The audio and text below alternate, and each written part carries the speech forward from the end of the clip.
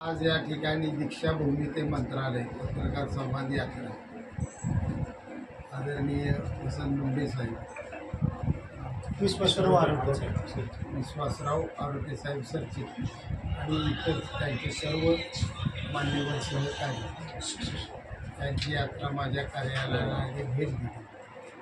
त्यांचे प्रश्न हे अतिशय जिव्हाळ्याचे आणि महत्त्वाचे आहेत.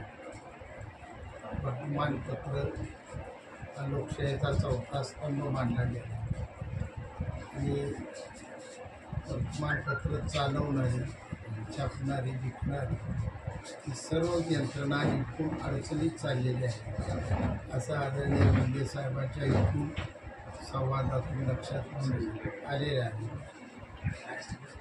हा प्रश्न त्यांनी थोडा मताचा या ठिकाणी उल्लेख केला. हा मताचा विषय 5 लाख लोकांच्या घरातला महत्त्वाचा नाही, परंतु मराठी माणसाला जागं करण्यासाठी 13 कोटी जनतेसाठी जिव्हाळ्याचा प्रश्न.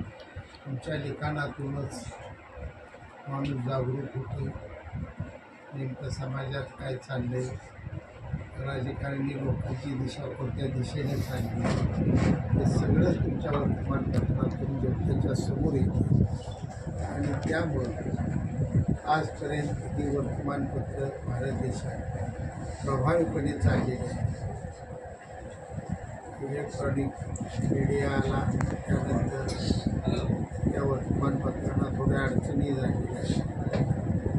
नवीन तरुण वर्ग हा आकर्षित टी व्हीवरच्या बातम्या बघण्याकडे जास्त कल आहे. टी व्हीवरची बातमी बघितली तर समाजाने निघून जातो.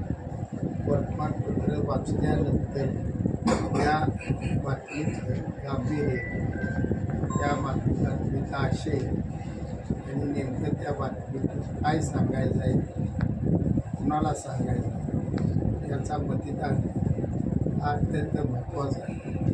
आणि म्हणून वर्तमानपत्रातली बातमी आणि टी व्हीवरची बातमी याची तुलना करू नये. कारण ही तसा रस्ता बुलडोजर दगडं बुद्ध चेचत पुढं रस्ता नीट करत जातं असं वर्तमानपत्र.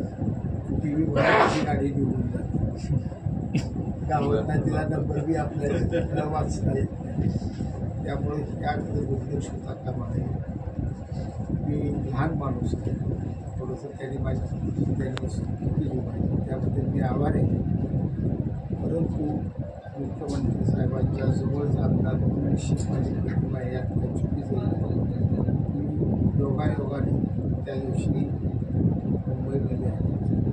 तुम्ही त्यावेळी येत नाही, दिवाळीचं तर 100% येणार. परंतु मुख्यमंत्री साहेबांनी त्यावेळी तिथे यावं यासाठी सोमवारपासून प्रयत्न आहे. तेवढा आपल्याला या ठिकाणी शब्द देतो.